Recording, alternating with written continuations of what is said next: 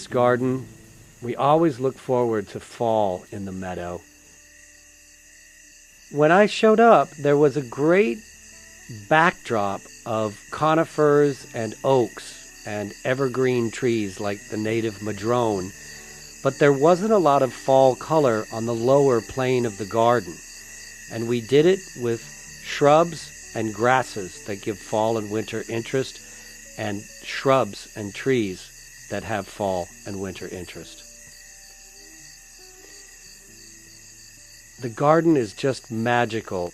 Here, the backdrop of ginkgo trees, the golden yellow leaves are reflected in the golden foliage of the slender veldtgrass, Pennisetum spathiolatum, another one of our go-to ground cover grasses.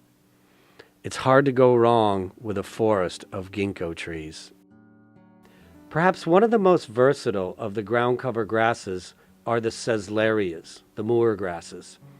And this particular one, Sesslaria Greenlee hybrid, just like Goldilocks and the Three Bears, is probably, it's just right. It's the right green, it's the right height, it's the right tidiness. It's a great foil for grasses, sedges, and for that matter, the woody plants that are turning these spectacular fall colors. Look at the amazing fall color of these bald cypresses. This absolute copper orange is just really at its most stunning best. Here, a mixed planting of maples is on its way to fall glory, and the foreground is our go-to ground cover grass of slender veldtgrass, Pennisetum spathiolatum.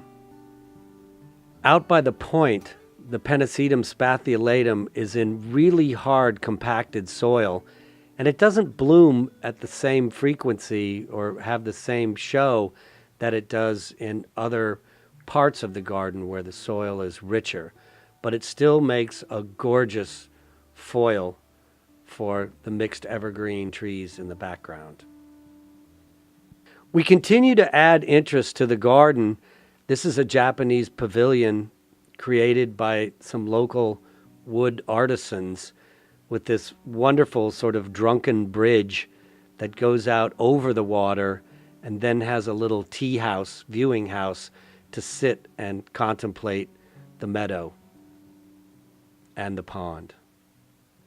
We've really only recently begun to add lots more conifers to the lower plane of the garden. We already have this fantastic backdrop of our native redwood and Douglas fir, so I felt it was important to bring conifers right into the meadow, and I can tell you that conifers and grasses are a fantastic combination. Their two textures really work well together. And if you remember those roses that were on the fence that surrounded the existing house, well, they got transplanted to the back side of the dam and put on an arch to create these tunnels of roses. This is the gorgeous old Cecile Brunner. So the house might have been remodeled, but the meadow has remained the glue of the entire garden. Here, a serpentine sweep of Pennisetum fairy tales leads your eye to the ginkgo forest in the background. I can't wait for fall in this garden. The evergreen grasses down below really serve as a foil for the brilliant colors of autumn overhead.